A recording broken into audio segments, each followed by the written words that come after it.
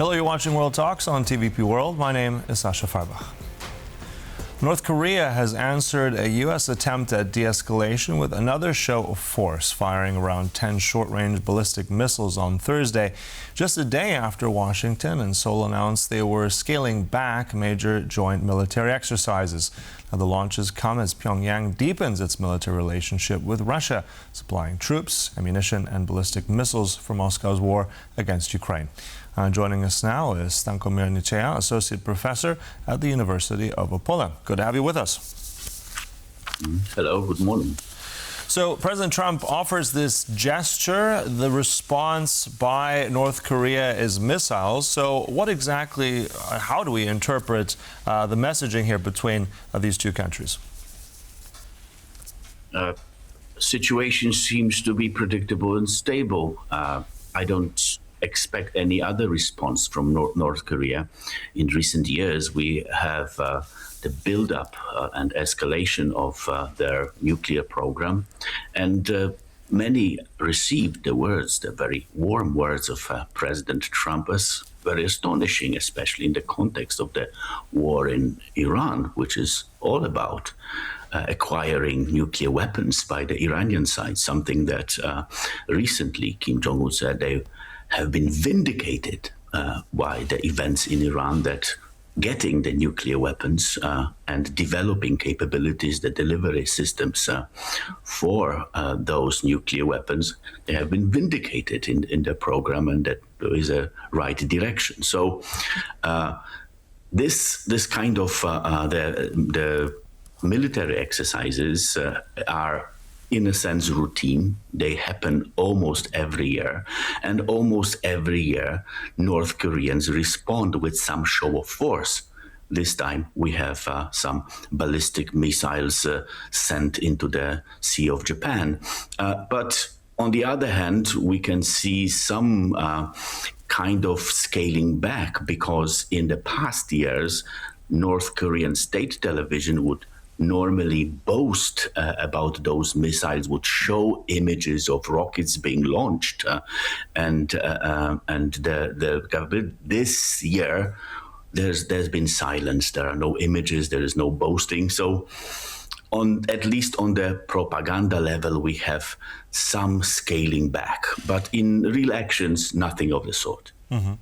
But at the same time, I mean, President Trump still touts that he has a very close relationship with Kim Jong Un, that he has seen him and met him some years back. But I'm just curious, like, has he overcalculated that? Or, I mean, it's a different kind, or what kind of North Korea is it when he first met Kim Jong Un to now? I mean, they've also made some very close relationships, even closer now with Russia. North Koreans, that strategic alliance, I think, in 2024. Is this still the same North Korea that Trump was dealing with some years ago? Oh, it's a very different North Korea, because developments in Ukraine provided a significant boost to both the standing of North Korea on the international stage and to their economy. In the last 2 years, at least, North Korea have been experiencing surprising economic boom on many, many levels. So it is closely related to the war in Ukraine, to the both exports to Russia, and also sending military and personnel to the front lines. So it has been a very, very good time for North Korea, and maybe this kind of opening from President Trump is seen as a kind of gesture to remake and the fulfillment of certain wishes of the surprisingly South Korean government, that wanted to bring back the focus of the world and the focus on America back to the Korean Peninsula. That this kind of focus was lost in recent years to the dismay of the South Korean government, but probably they do not expect that sort of help from President Trump, not exactly. Yeah, and also you mentioned, I mean, these annual, I think they're called the Ulchi Freedom Shield exercises. I mean, they were scaled back. I mean, they ended apparently a few days before, and we can read into that as well. I mean, there's still no talk of American troops being withdrawn from South Korea. There's around 50,000 that are still stationed there. But nevertheless, these kind of announcement by President Trump, what does that do to U.S. credibility in terms of not just South Korea, maybe also if we look at U.S. commitment elsewhere? Does that damage America's role or, let's say, reliability at all? Theoretically, yes, but President Trump in recent months has made so many strange statements and torpedoed so many relationships with so many allies that I don't think this statement particularly stands out in this. In recent years, the relations with South Korea, probably one of the most faithful, most valuable allies that America has, especially in Asia. So it's I wouldn't take too much attention, or I wouldn't direct too much attention to that. Well, let's see for the further developments if we have any kind of follow-up. If we have, because we are expecting the meeting of the two leaders, North Korean and American presidents, soon, sometime in fall.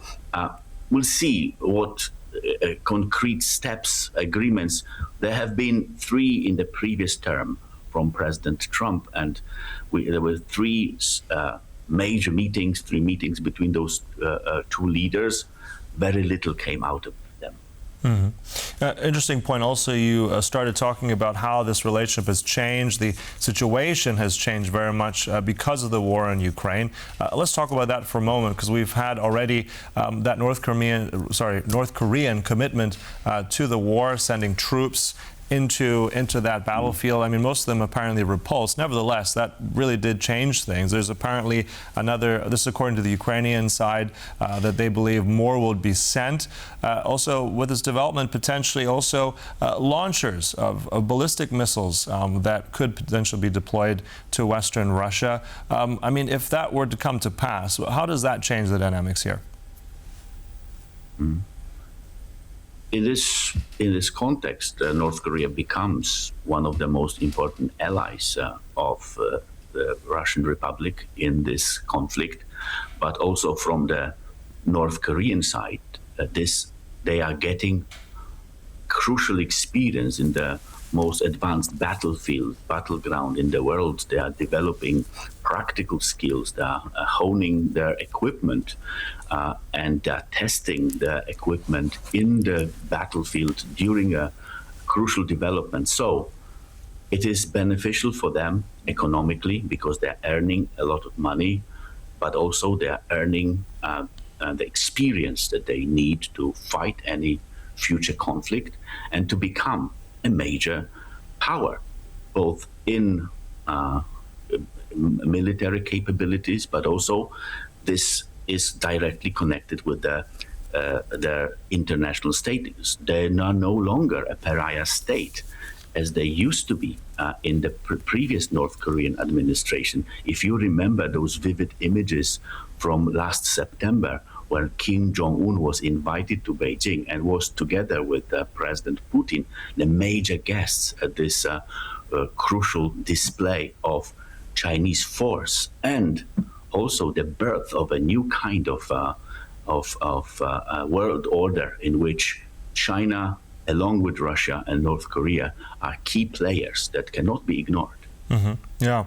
At the same time, I mean, we have the one involvement more of North Korea, especially also that relationship with Russia, deepening potential now also ballistic missile support, troop support into Ukraine. But yet, on the South Korean side, as much as they support Ukraine with humanitarian assistance, reconstruction assistance, they have not yet given them any lethal aid. And I think actually this ran, I believe, on the 10th of August in the Korea Times, that apparently attributed to foreign ministry official in South Korea that would continue to be the case.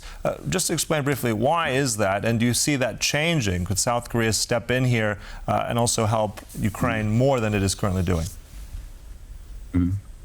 It is South Korea is very cautious in engaging in a war in Ukraine. You have to remember that because they are also the neighbors of Russia, so they have this crucial relationship. So they don't want to escalate any further tensions with their rival. You have to remember that South Korea is the only country in the region among the major powers that doesn't have, together with Japan, they doesn't have any nuclear capabilities. They are withheld because the United States provides nuclear umbrella, but their crucial and powerful neighbors, Russia, China, and North Korea, they all have their own independent nuclear weapons. So South Korea is very, very cautious not to escalate, not to complicate their relationships in their region and with other allies. But at the other hand, they are a crucial supplier of military equipment to Poland, which is also at the front lines of the Ukraine war. So they are not supplying Ukraine directly, but their contribution to build European deterrent, to build modern, powerful army in Europe is also quite crucial, vivid, and present. We could see that in the last week's military parade in Warsaw, also some crucial modern South Korean equipment helping European partners to build a resistance to potential Russian aggression. Mm-hmm. So they're not as involved as the Ukrainian side would like, but certainly we cannot ignore the involvement of South Korea with their help, with their military assistance. Probably there's some other kind of assistance that is not officially announced. Yeah, and indeed, that's a good point you make there. I was going to ask also that connection, relationship between Seoul and Warsaw, that's also economic, but as you said, also military, and that's also important for the eastern flank of NATO. Look, we'll have to close it there. Thank you so much for that. Really appreciate those insights. That was our guest here today, Professor Stankomir Nicieja. Thank you so much. Thank you very much. Thank you. Bye-bye. And thank you for watching World Talks, but do stay right here on TVP World for more news and commentary. Goodbye.